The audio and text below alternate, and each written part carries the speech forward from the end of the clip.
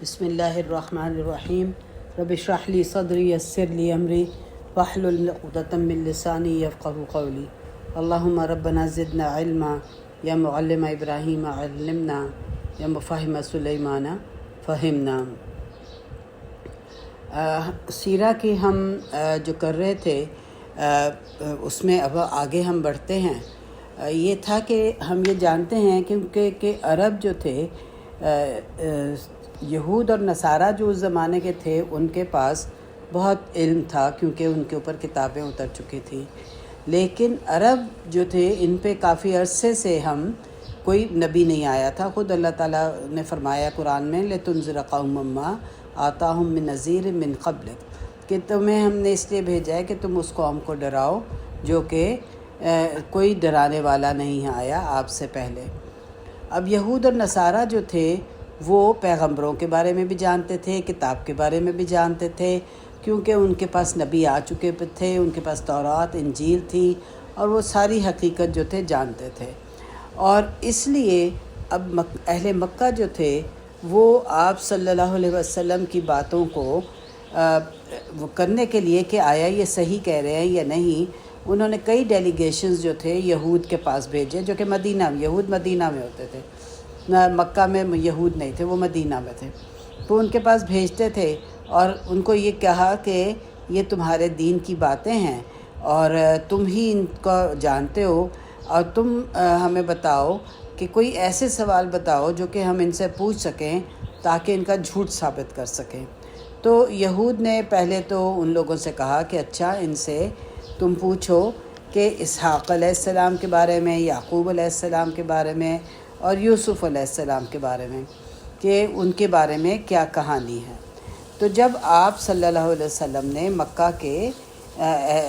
اہل مکہ سے آپ سے سوال کیا تو اللہ تعالیٰ نے پورے سورہ یوسف اتار دی، اور پورے سورہ یوسف میں وہ ڈیٹیل تھی جس کو کہ عرب بالکل نہیں جانتے تھے، ان کو پتہ ہی نہیں تھا۔ اب دوسری دفعہ پھر انہوں نے ڈیلیگیشن بھیجا کہ بھئی یہ تو جواب مل گیا ہے، تو یہود نے کہا اچھا 3 سوال ان سے پوچھو جو سوائے سچے پیغمبروں کے اور کوئی نہیں جانتا۔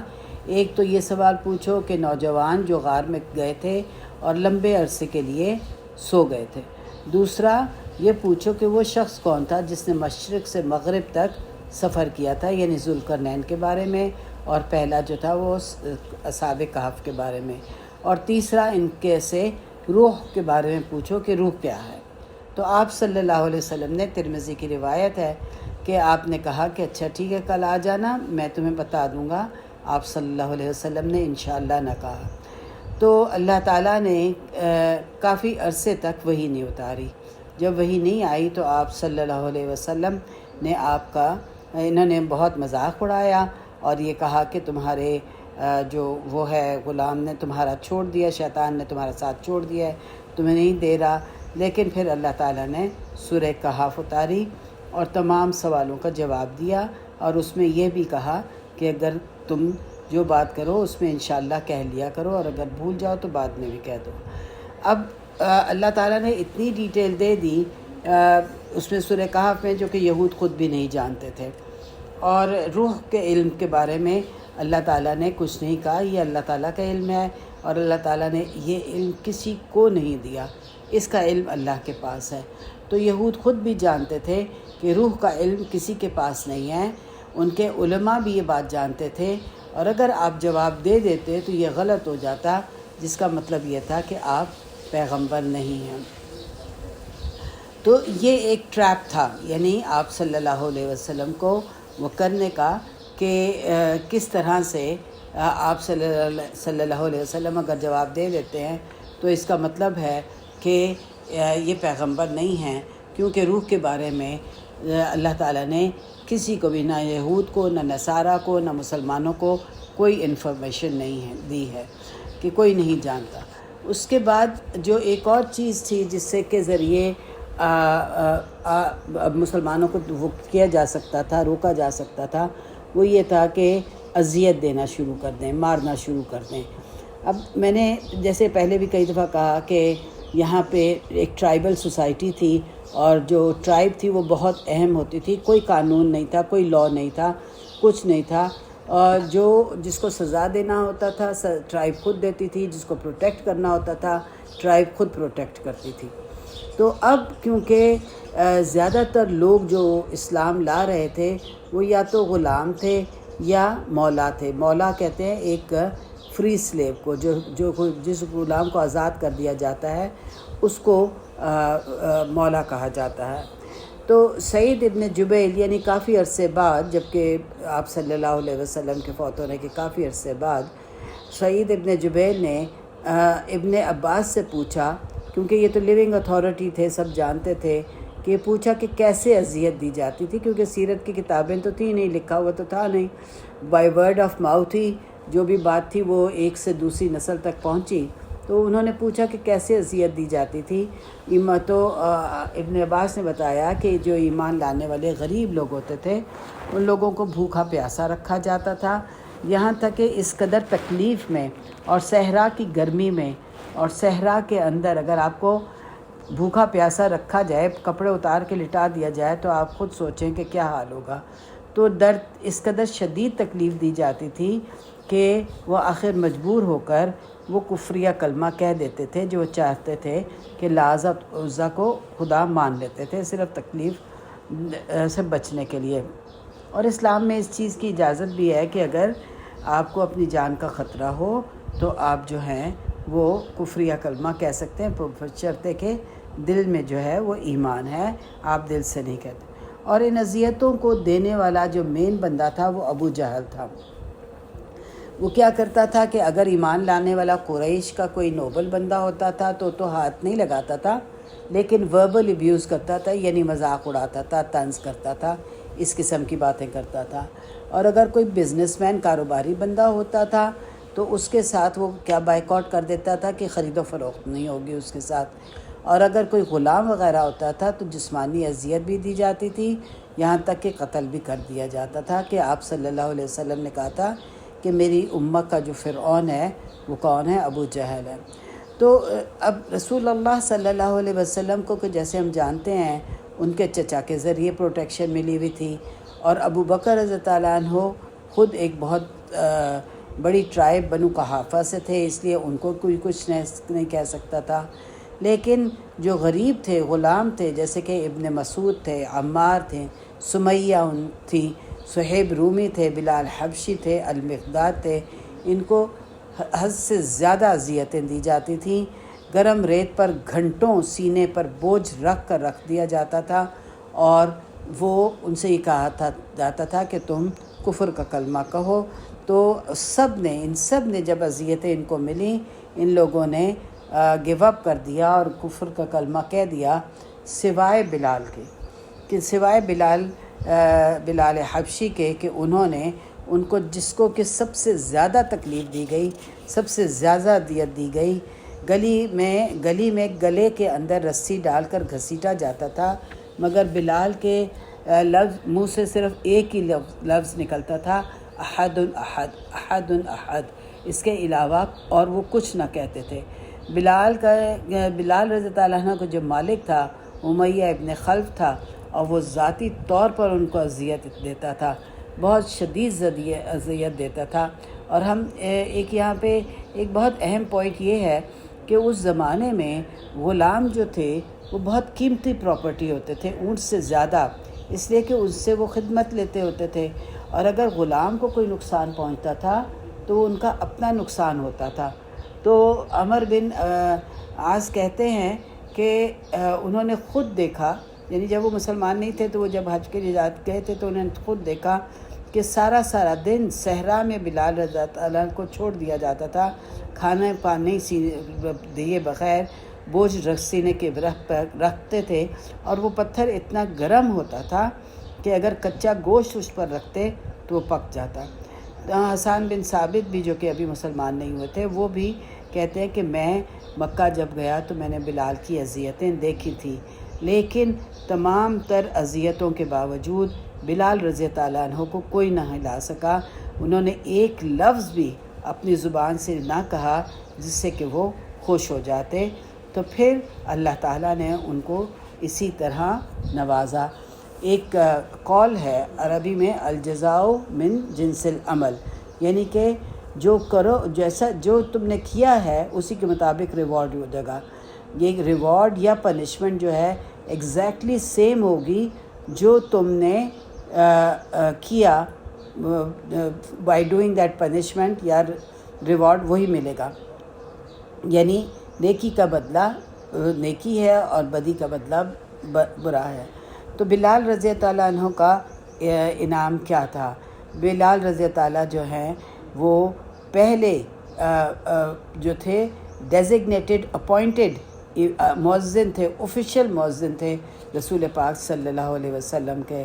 وحدانیت کی پکار جو انہوں نے اذیت میں دی، یعنی احد احد، اس اذیت میں بھی وہ بولتے رہے، وہی پکار ان کی عزت کی بلندیوں پہ تھی۔ اور موسٹ اور پرفیکٹ اذان اگر جن کی تھی تو وہ بلال رضی تعالیٰ عنہ کی تھی۔ جب ایک صحابی کو اذان کے الفاظ خواب میں نظر آئے تو آپ صلی اللہ علیہ وسلم نے فرمایا تھا کہ جاؤ جا کے بلال کو سکھاؤ، ان کی آواز تم سب سے بہترین ہے۔ اور وہ آواز جو احد احد پکار رہی تھی اذیتوں میں، وہی آواز جب آزاد ہوئی تو اللہ اکبر کی صدا جو تھی وہ مکہ میں بلال رضی تعالیٰ عنہ کی تھی۔ یہاں تک کہ جب 8 ہجری میں فتح مکہ ہوا تو آپ نے بلال رضی تعالیٰ عنہ سے کہا کہ کعبہ کے اوپر چڑھو اور بلال اذان دو۔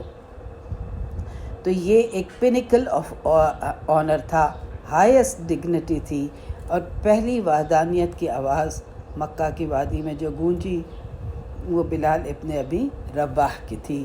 اور ہم یہ بھی جانتے ہیں کہ آپ صلی اللہ علیہ وسلم نے مؤذن کی فضیلت جو ہے وہ بہت ہی بیان کی ہے۔ آپ صلی اللہ علیہ وسلم نے کہا تھا کہ اگر لوگوں کو یعنی کہ مؤذن کی فضیلت پتہ چل جائے، بلیسنگز پتہ چل جاتی تو اذان کی یعنی اذان کی اور پھر پہلی صف میں کھڑے ہو کر نماز پڑھنے کی تو یہ قرآن اندازی کرتے۔ پھر ابن ماجہ کی حدیث ہے کہ مؤذن کی آواز جو بھی سنتا ہے، جاندار ہو یا غیر جاندار، یعنی پتھر اور پتے، یہ سب چیزیں جو بھی دے گا وہ اس کی گواہی دے گا۔ تو اسی لیے یہ حکم ہے کہ بخاری کی روایت ہے کہ گڈریے کو اگر اکیلے بھی ہو تو اذان دیا کرو، کیونکہ جن و انس جو بھی سنیں گے قیامت کے دن وہ اس کے ایمان کی گواہی دیں گے۔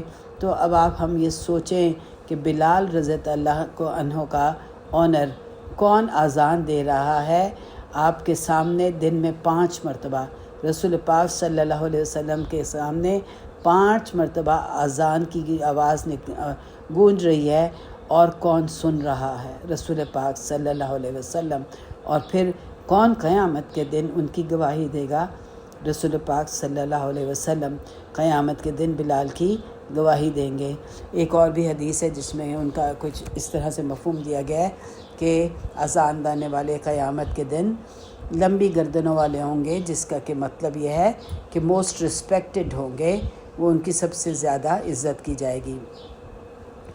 اب یہ بات یہی ہے کہ یہ ایک ایسا معاشرہ تھا جس میں کہ یہ تصور نہیں تھا کہ قریش میں سے کوئی بھی غلام ہوگا، یعنی دوسرے معنوں میں یہ ایک ریسسٹ معاشرہ تھا۔ اگر قریشی نہیں ہے تو یعنی کہ غلام کو، کیونکہ وہ قریشی نہیں ہوتا تھا تو اس کو پھر انسان ہی نہیں سمجھا جاتا تھا، اور اس کے ساتھ کچھ بھی کیا جا سکتا تھا، اگر مار بھی دے جان سے تو کوئی سوال نہیں ہوتا تھا۔ خباب بن ارت کی جو مالکہ تھی ام انمارہ تھی، اور وہ خباب تلواریں بنایا کرتے ہوتے تھے۔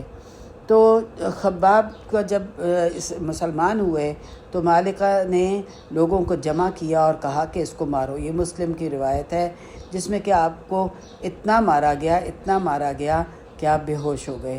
اس کے علاوہ یہ کیا کرتی تھی کہ جو تلوار بنا رہے ہوتے تھے تو لوہا گرم ہوتا تھا، اس سے خباب بن ارت کی کمر جلایا کرتی ہوتی تھی۔ جب حضرت عمر رضی اللہ عنہ خلیفہ بنے تو انہوں نے خباب ملنے آئے تو حضرت عمر رضی اللہ عنہ نے ان سے پوچھا کہ وہ تمہاری مالکہ کیا کرتی تھی؟ انہوں نے جواب دینے کے بجائے اپنی کمر دکھا دی۔ تو حضرت عمر رضی اللہ عنہ نے کہا کہ اللہ کی قسم میں نے ایسا ظلم کبھی نہیں دیکھا ہے، لیکن اور آپ نے ان کو بہت عزت دی اور اپنے ساتھ بٹھایا۔ تو سب سے زیادہ عزت جو ہے، سب سے زیادہ جو یعنی اذیت جو ہے وہ آگ سے جلانے میں ہے۔ اسی لیے ہمارے دین میں آگ سے جلا کر سزا دینے کی اجازت نہیں ہے۔ بخاری کی روایت ہے کہ کسی کو آگ سے جلا کے سزا دینے کی اجازت نہیں کسی کو نہیں ہے سوائے آگ بنانے والے کے، یعنی اللہ تعالیٰ کے۔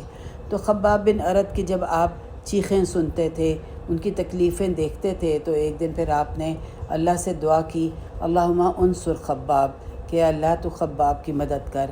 تو وہ دعا اسی وقت قبول ہوئی، اور اس کی جو مالکہ تھی وہ رات کو سوئی تو صبح اٹھی تو وہ بیمار تھی، ایسی بیماری تھی اس کے دماغی کہ وہ پاگل ہو گئی تھی، اپنے دونوں ہاتھوں پر اور پاؤں پہ چلتی تھی، اور اس کا علاج جو اس زمانے کے ڈاکٹروں نے بتایا وہ یہی بتایا کہ اس کے سر اور اس کے کمر پر گرم لوہا لگایا جائے، اور اس کو سر پہ اور کمر پہ لوہا لگایا جاتا تھا، یہاں تک کہ وہ اسی اذیت میں مر گئی۔ ابھی یہ تو صرف دنیا کی اذیت تھی، آگے اللہ جانے اس کے ساتھ اب کیا ہوگا، یہ اللہ ہی جانتا ہے۔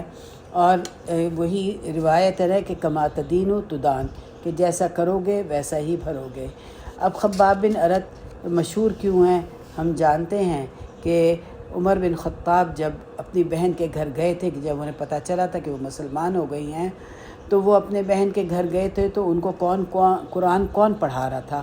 خباب بن ارت پڑھا رہے تھے۔ اب آپ یہ سوچیں کہ خباب بن ارت ایک غلام تھے، اور ایک غلام کی حیثیت سے بھی جو بھی وقت ملتا تھا خاموشی کے ساتھ چلے جاتے تھے قرآن پڑھانے کے لیے۔ آج ہمارے پاس دنیا کی تمام ترین آسائشیں ہیں، آرام ہے، ملازم ہے، گھر ہے، سب کچھ ہے، اس کے باوجود ہم کہتے ہیں ہمیں قرآن پڑھنے کا وقت نہیں ملتا۔ تو خباب بن ارت ایک غلام، اس کے باوجود وہ اپنے اس میں سے وقت نکال کے قرآن پڑھانے جاتے تھے۔ آج ہمیں قرآن پڑھنے کا وقت نہیں ملتا ہے، ہم اپنی دنیا میں اتنے مصروف ہیں کہ قرآن کے لیے وقت نہیں نکال سکتے۔ تو ابو بکر جو ہیں جب خلیفہ بنے تو سب صحابہ کو ایک جیسی تنخواہ دیتے تھے، کہ وہ کہتے تھے کہ اس لیے کہ میں کون ہوا ہوں لوگوں کو جج کرنے والا۔ مگر عمر رضی اللہ عنہ جب بنے تو انہوں نے جن لوگوں نے سب سے پہلے اسلام قبول کیا تھا ان کو سب سے زیادہ تنخواہ دیا کرتے ہوتے تھے، یعنی اے لیول تھا، پھر بی لیول تھا، پھر سی لیول تھا۔ حضرت عمر رضی اللہ اپنے آپ کو سی گریڈ میں رکھتے تھے، سی گریڈ میں رکھتے تھے، کیونکہ وہ ہجرت سے 6-7 سال پہلے اسلام لائے تھے، اور خباب بن ارت کو ہائیسٹ پے ملا کیا کرتی ہوتی تھی، ٹاپ 10 میں تھے کیونکہ بہت جلدی اسلام لائے تھے۔ اور یہ یعنی آپ صلی اللہ علیہ وسلم کے فوت ہونے کے بعد مدینہ چھوڑ گئے تھے، کوفہ چلے گئے تھے، اور ان کا جو ایک چھوٹا سا گھر تھا اس میں ایک صندوق تھا، اس میں پیسے پڑے رہتے تھے جو کہ حضرت عمر کے دور میں ان کو ملتے تھے، اور انہوں نے یہ کہہ دیا ہوا تھا کہ جس کو مالی مدد چاہیے خباب کے صندوق میں سے لے لے۔ یہ مشہور تھا وہاں پہ کہ کسی سے سوال نہیں کیا جاتا تھا، جو آتا تھا وہ صندوق کھولتا تھا اور اس میں سے پیسے نکال کے لے جاتا تھا۔ خباب بن ارت جو ہے وہ کافی عرصے آپ کے بعد زندہ رہے، 37 ہجرہ میں جا کے فوت ہوئے، اور جب اپنے ڈیتھ بیڈ پہ تھے تو رو رہے تھے، تو پوچھا کہ کیوں رو رہے ہو؟ تو انہوں نے کہا کہ میں اس خوف سے رو رہا، میں خوف سے نہیں رو رہا، مرنے کے خوف سے نہیں رو رہا، بلکہ اپنی لگژوریس لیونگ پر رو رہا ہوں، کیا جواب دوں گا؟ انہوں نے یہ کہا کہ وہ سب لوگ جو میرے ساتھ ایمان لائے، تکلیفیں برداشت کرتے چلے گئے، اور سب دنیا کی لذت کے لیے بغیر چلے گئے، اور اللہ نے مجھے زندگی دی تاکہ میں دنیا کی لذتوں سے فائدہ اٹھا سکوں، تو مجھے ڈر ہے کہ کیونکہ میں نے دنیا کی لذتوں سے فائدہ اٹھا لیا ہے تو میرا شیئر آخرت کی لذتوں کا وہ نہیں ہوگا جو میرے ان ساتھیوں کو ملے گا جو مجھ سے پہلے چلے گئے۔ ان کا کفن تیار کیا جا رہا تھا اور بہت خوبصورت کفن تھا، کیونکہ امیر آدمی تھے، اور ان کا کفن جو تھا وہ تیار کیا جا رہا تھا۔ تو انہوں نے کہا کہ مجھے یاد ہے کہ حمزہ کے پاس کفن کا اتنا کپڑا نہ تھا کہ ان کا پورا جسم ڈھانکا جا سکے۔ اگر ان کا چہرہ ڈھانکتے تھے تو ٹانگیں رہ جاتی تھیں، اور اگر ٹانگیں ڈھانکتے تھے تو چہرہ کھلا رہ جاتا تھا، اور ان کے پاس اتنا مہنگا کفن ہے، میں اللہ کو کیا جواب دوں گا؟ تو اس بات پہ وہ پریشان تھے کہ اللہ تعالیٰ کو ان کو ان تمام آسائشوں کا جواب دینا پڑے گا۔ تو اللہ تعالیٰ ہم پہ اپنا رحم و کرم کرے کہ آج ہمارے پاس کیا کچھ نہیں ہے۔ کبھی آپ اپنے بارے میں سوچیں کہ نرم بستر ہیں جن پہ ہم سوتے ہیں، پنکھے ہیں، اے سیز ہیں، گرمی ہو تو ہم اے سی چلا لیتے ہیں، ٹھنڈ ہو تو ہم ہیٹر لگا لیتے ہیں، کام کرنے کے لیے ہمارے پر ملازم ہیں جو ہمیں ہر چیز تیار کر کے دیتے ہیں، جانے گاڑیوں میں یعنی جانے کے لیے ہمارے پاس سواریاں ہیں، ہمارے پاس ڈرائیور ہیں، ہمارے پاس باغ ہیں، ہمارے پاس گارڈنرز ہیں، ہمارے پاس بڑے گھر ہیں، ہر کھانے پینے کے لیے جو دل چاہتا ہے وہی بنا لیتے ہیں، جو چیز ہے وہ بازار سے خرید لیتے ہیں، جو کپڑا پہننا چاہتے ہیں وہ پہن لیتے ہیں، جہاں گھومنے جانا چاہتے ہیں گھوم لیتے ہیں۔ ہم اللہ کو کیا جواب دیں گے؟ ہم نے کیا کیا اس اپنی اتنی نعمتیں اس نے ہمیں دیں؟ کیا ہمارے پاس قرآن پڑھنے کے لیے ایک آدھا گھنٹہ نہیں ہے؟ کیا ہمارے پاس قرآن کو سمجھنے کے لیے ایک لمحہ نہیں ہے کہ ہم ایک آیت کسی سے جا کے سمجھ دیں کہ اس آیت کو مجھے، یعنی ہر چیز کا شوق ہے، ہمیں ہر طرح کا شوق ہے، اور وہ سارے شوق ہمارا رب ہمارے پورے کر رہا ہے۔ لیکن اگر ہمیں شوق نہیں ہے تو قرآن کو پڑھنے کا شوق نہیں ہے، قرآن کو سمجھنے کا شوق نہیں ہے، قرآن پہ عمل کرنے کا شوق نہیں ہے۔ اللہ ہم پہ رحم کرے، اللہ ہماری حالت پہ رحم کرے۔ قیامت کے دن جب ہم کھڑے ہوں گے اور یہ بڑے بڑے صحابہ، یہ بڑے بڑے عمل کرنے والے لوگ کھڑے ہوں گے، ذرا سوچیں ان کے یہ پہاڑوں جیسے عمل، اور ہمارا کیا عمل ہوگا؟ کیا عمل ہوگا ان کے مقابلے میں؟ سوچیں کہاں کھڑے ہوں گے ہم، کیا جواب دیں گے اپنے رب کو کہ وہ نعمتیں تو تھیں نہیں، اس کے باوجود اتنا کر گئے، اور ہمارے پاس نعمتوں کے باوجود ہم اپنے رب کو اپنے وقت میں سے کچھ نہ دے سکے۔ اللہ ہم پہ رحم کرے اور ہمیں معاف کرے، اور ہمیں عقل سلیم عطا فرمائے کہ ہم جب تک زندگی ہے ہم اس رب کو راضی کر لیں۔ آمین۔ ربنا تقبل منا انک انت السمیع العلیم وتب علینا انک انت التواب الرحیم، وصلی اللہ علی نبینا محمد وعلی آلہ وصحبہ اجمعین، وآخر دعوانا ان الحمد للہ رب العالمین۔